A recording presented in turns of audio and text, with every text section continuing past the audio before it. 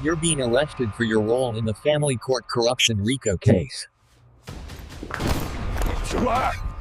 You are being arrested for your role in the family court corruption RICO case. You're being arrested for your role in the family court corruption RICO case.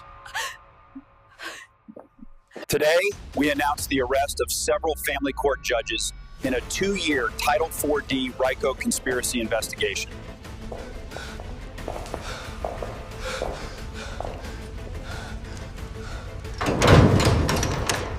Did you know 2 judges in Pennsylvania sold kids for profits?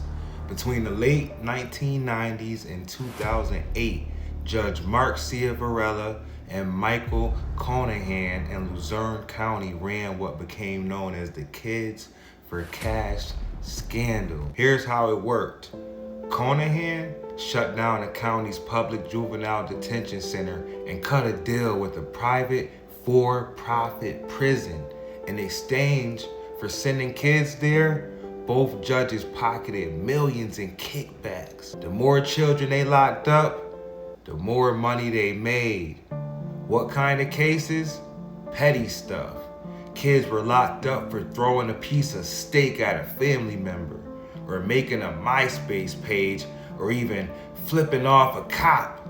Nearly 50% of kids in Ciavarella's courtroom had no lawyer, and without counsel, almost every one of them were found delinquent and shipped off. Over 1,800 children were wrongfully imprisoned.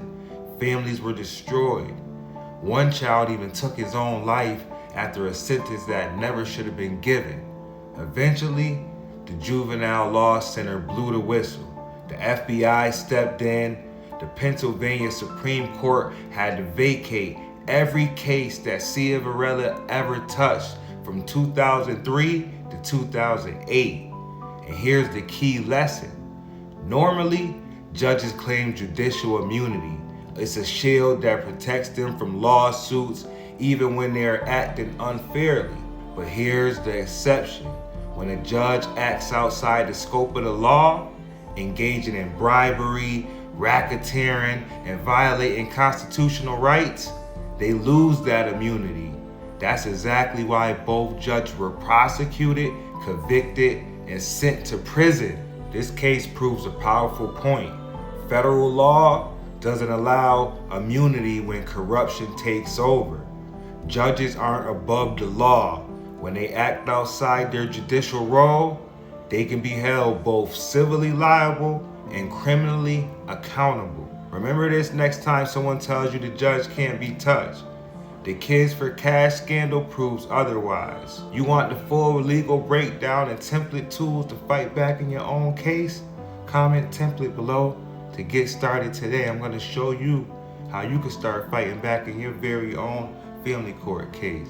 So let's get it, y'all.